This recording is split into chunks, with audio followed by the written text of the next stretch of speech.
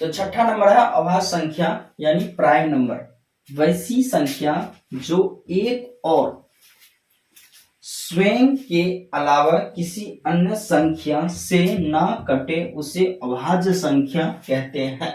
तो अभाज्य संख्या का डेफिनेशन क्या चीज है, इसका इंग्लिश होता है प्राइम नंबर, वैसी संख्या जो एक और स्वयं के अलावा किसी से ना कटे उसे हम क्या कहेंगे, अभाज्य संख्या। इसका एग्जाम्पल आपको है 2, 3, 5, 7, 11, 13, 17, 19, 23 डैश डैश इटीसी। ठीक, तो थोड़ा नोट पॉइंट इनके बारे में जान लेंगे। नोट पॉइंट काफी वीवीआई माना जाता है। सबसे छोटा अभाज्य संख्या 2 होता है। आप थोड़ा इसमें देखेंगे, सबसे छोटा आपको यही 2 मिल रहा है। क्या मिल रहा है आपको, यही 2 मिल रहा है। फिर आपको सबसे छोटा सम अभाज्य, ये सम भी है और आपका सबसे छोटा क्या है, अभाज्य भी है। तो सबसे छोटा सम अभाज्य भी क्या होते हैं, 2 होते हैं।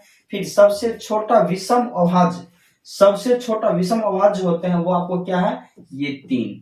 ठीक, तो एक और इसका है अभाज्य संख्या के केवल 2 गुणनखंड होते हैं। तो गुणनखंड के बारे में हम समझ लेंगे कि जैसे कि आपका मान लीजिए कि 11 है, 11 देखेंगे आप 1 से कटता है और आपको सिर्फ 11 से काटता है, तो इसलिए इनका दोनों, इसका गुणनखंड क्या कहा गया है, केवल 2 होते हैं। जैसे कि 23 का देखेंगे 1 से कटेगा और क्या, सिर्फ और सिर्फ 23 से कटेगा और बीच में किसी संख्या से नहीं कट रहा, तो इसलिए इसे क्या गया, इसलिए कहा गया है कि अभाज्य संख्या का गुणनखंड कितने होते हैं, केवल 2 होते हैं।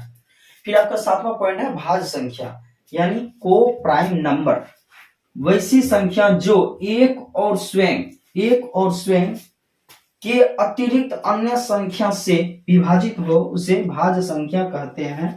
इनका एग्जाम्पल देख लेंगे, 4, 6, 8, 9, 10, 12, 14, 15, 16, 18, 20, 21, 22, 24, 25 डैश डैश डैश। ठीक, तो नोट में देखेंगे सबसे छोटा भाज्य संख्या, सबसे छोटा भाज्य संख्या आपको 4 होते हैं। जैसे हम एग्जांपल्स उठा लेंगे, सबसे छोटा भी है, देख रहे हैं इनको, 4 सबसे छोटा है और भाज्य है। ठीक, अब देखेंगे सबसे छोटा समभाज्य संख्या भी आपको 4 ही होते हैं।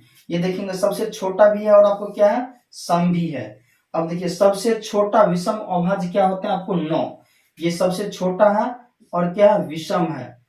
सबसे छोटा विषम भाज्य क्या आपका हुआ, 9। तो एक चीज को ध्यान में रखेंगे, एक जो होता है ना, ये ना तो भाज्य है आपका, ना ही अभाज्य है।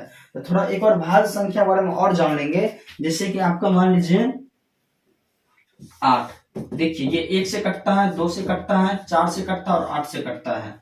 ठीक, इनके क्या होते हैं, आपको गुणनखंड कुछ ज्यादा ही होते हैं।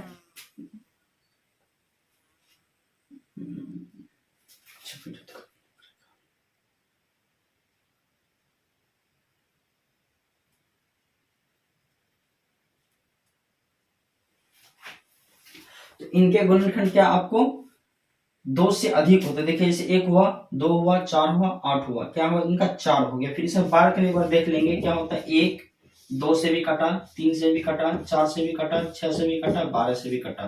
देख रहे हैं, यहाँ क्या था, आपको 1 और स्वयं था, यहाँ 1 और स्वयं के बीच में, इसके और इसके बीच में आप देखेंगे कितना आ गया, इसमें भी देखेंगे, इन दोनों के बीच में देखिए दोनों आ रहा है। ठीक, तो आपका ध्यान रखेंगे थोड़ा सा कि अभाज्य संख्या का केवल 2 गुणनखंड होते हैं, जबकि भाज्य संख्या का 2 से अधिक गुणनखंड होते हैं। ठीक।